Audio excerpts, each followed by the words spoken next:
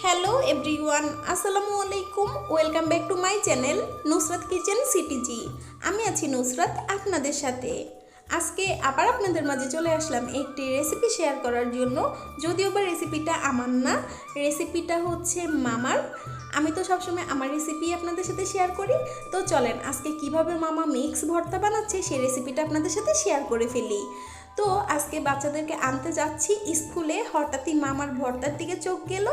আমি কিন্তু মামার ভর্তার রেগুলার কাস্টমার।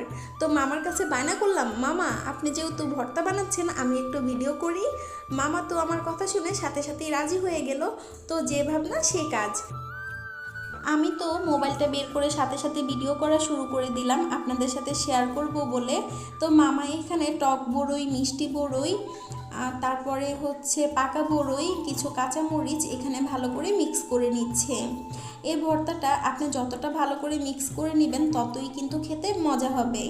মামার এই ভর্তাটা খাওয়ার জন্য এখানে প্রায় অনেক মানুষ দাঁড়িয়ে থাকে, যদিও বা একটু সময় লাগে, কিন্তু খেতে বেশ মজা হয়।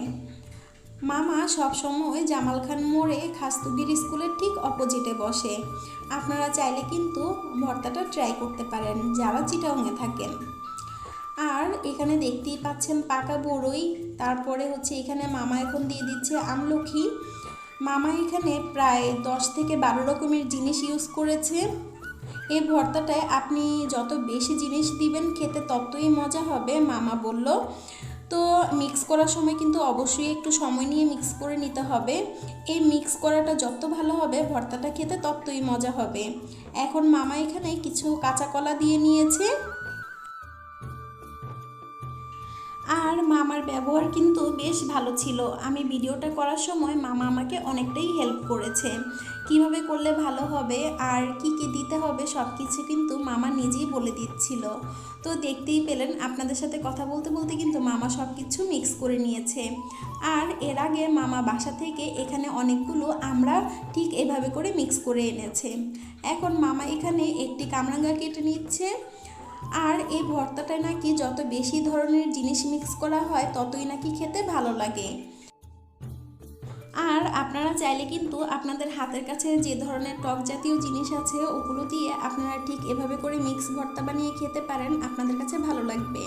সব সময় তো হাতের কাছে এতগুলো জিনিস থাকে না, তো বাসায় যা যা থাকবে তা দিয়ে এভাবে মিক্স ভর্তা বানিয়ে খেতে পারেন।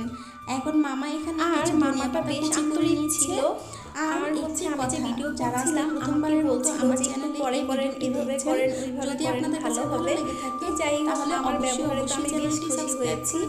ধনিয়া পাতাগুলো কুচি করার পরে মামা এখানে সবকিছু ভালো করে মিক্স করে নিচ্ছে। এতে আমি নতুন কোনো ভিডিও দিলে সবার আগে আপনারা দেখতে পেয়ে যাবেন। তো আপনাদের সাথে কথা বলতে বলতে দেখতেই পেলেন মামা এখানে ধনিয়া পাতা, তারপরে হচ্ছে কামরাঙা, এগুলো সব মিক্স করে নিয়েছে। আমি মামাকে বললাম, মামা ভর্তা কি হয়ে গিয়েছে? মামা বলল যে না, এখনও তো অনেক কিছু মিক্স করা বাকি আছে। তো মামা এখানে বিট লবণ, তারপরে পরিমাণ মতো লবণ, গুঁড়া মরিচ, শুকনা মরিচের গুঁড়া, কাসুন্দি, এভাবে করে মামা আরও অনেকগুলো মশলা মিক্স করছিল। মামা কিন্তু নিজেই বলে দিচ্ছিল, যদিও বা গাড়ির অনেক শব্দের কারণে আমি ভয়েসটা মিউট করে দিয়েছি। এখানে মামা অনেকগুলো লাল মরিচ দিয়ে নিয়েছে। এখন মামা এখানে দিয়ে নিচ্ছে পরিমাণ মতো চিনি আর দিয়ে নিচ্ছে কাসুন্দি।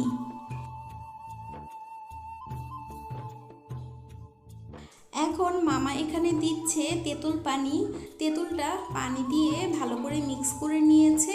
এই ভর্তাটা নাকি এভাবে তেঁতুল পানিটা দিলে নাকি খেতে বেশ মজা হয় মামা বলল। অবশ্যই কিন্তু মামা যে যে জিনিসগুলো দিয়েছে আপনারা ওগুলো দিয়ে ভর্তাটা ট্রাই করে দেখতে পারেন। আর যদিও বা যারা চিটাগংয়ে থাকেন জামাল খানের আশেপাশে তারা চাইলে কিন্তু ভর্তাটা অবশ্যই টেস্ট করে দেখতে পারেন। তো দেখতেই পেলেন মামা কিন্তু সবগুলো ভর্তা ভালো মতো মিক্স করে নিয়েছে। তো মামা টেস্ট করার পরে মামার কাছে মনে হয়েছে চিনিটা কম হয়েছে। তো মামা এখানে আরও একটু চিনি ভালো করে মিক্স করে নিচ্ছে। তো মামার ভর্তা বানানো হয়ে গিয়েছে। মামা এখন ভর্তাগুলো বক্সে ঢুকিয়ে নিচ্ছে। মামার এখানে বেশ অনেক কাস্টমার দাঁড়িয়ে ছিল, যদিও বা সবাই ক্যামেরার সামনে আসতে চায় না, তাই আমি আর আশেপাশে ভিডিও করে নিয়ে ভর্তার দিকেই ক্যামেরাটা ধরে রেখেছিলাম। মামার এরকম এক বক্স ভর্তার দাম ছিল 20 টাকা। তো আজকের এই ভিডিওটি আপনাদের কাছে কেমন লেগেছে অবশ্যই কমেন্টস করে জানাবেন। আপনাদের প্রতিটি লাইক, শেয়ার, কমেন্টস আমাকে নতুন করে ভিডিও করতে উৎসাহিত করে। তো আজকের মতো আমি এখানেই বিদায় নিচ্ছি, আর নতুন ভিডিও দেখার জন্য আমন্ত্রণ রইল। আল্লাহ হাফেজ, আসসালামু আলাইকুম।